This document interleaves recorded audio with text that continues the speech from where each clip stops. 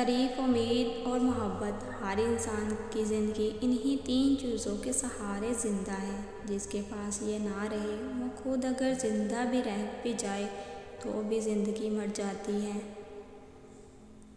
میں زندگی سے مایوس ہوں یا خود سے، مجھے یہ تو نہیں پتا، لیکن تھک بہت گیا ہوں، اور دکھ تو یہ ہے کہ نہ تو میں اپنی مایوسی ختم کر سکتا ہوں اور نہ ہی زندگی، جسے بولنے کے لیے سارا دن خود کو کام میں اتنا مصروف کرو کہ اپنا ہوش تک نہ رہے، پھر بھی ایک سیکنڈ میں سب کچھ یاد آ جائے تو پھر یہ ناانصافی ہوئی نا۔ کسی رشتے کو کتنی بھی محبت سے باندھا جائے، لیکن اگر عزت اور لحاظ چلا جائے تو محبت بھی چلی جاتی ہے۔ کسی کو وہ جلدی نواز دیتا ہے اور کی آواز کو بار بار سننا پسند کرتا ہے، اور بے حد خوش نصیب ہیں وہ لوگ جن کی آواز کو وہ پروردگار اعلیٰ بار بار سننا پسند کرتا ہے۔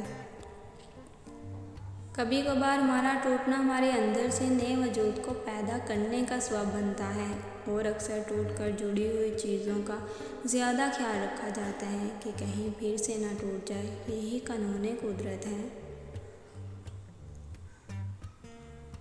محبت اور اپنائیت کے احساس کے لیے قربت نہیں، جذبوں کا زندہ ہونا ضروری ہے۔ جذبے محبت کے ہو یا ہمدردی کے، اگر سلامت ہو تو رشتے ہمیشہ قائم رہتے ہیں۔ کتنی بے بسی ہوتی ہے نا جب آپ اپنے کیے ہوئے میسیج پر بلو ٹک کا بے صبری سے انتظار کر رہے ہو اور پھر سامنے والا بغیر سین کیے ہی آف ہو جائے۔ بات یہ نہیں ہے کہ زندگی گزارنے کے لیے کوئی نہیں ملتا، مل جاتا ہے، مسئلہ صرف یہ ہے کہ جو دل مانگتا ہے بس وہ ہی نہیں ملتا۔ انسان کا سب سے بڑا دشمن اس کا دماغ ہے، پکڑ پکڑ کر لاتا ہے ان لمحوں کو جو اذیت دیتے ہیں۔ نصیحتیں صرف کہنے کی باتیں نہیں ہوتی کہ کسی نے کہہ دیا اور ہم نے سن لیا، بلکہ دانائی اور دوسروں کے تجربات سے حاصل ہونے والے انمول اثاثے ہیں جو یقیناً ہمارے لیے مشعل راہ ثابت ہو سکتے ہیں، بشرط یہ کہ ہم ان نصیحتوں پر عمل بھی کریں۔ اگر مرد کو اپنی عادت ڈالنا چاہتی ہو تو دو کام فوراً شروع کر دو۔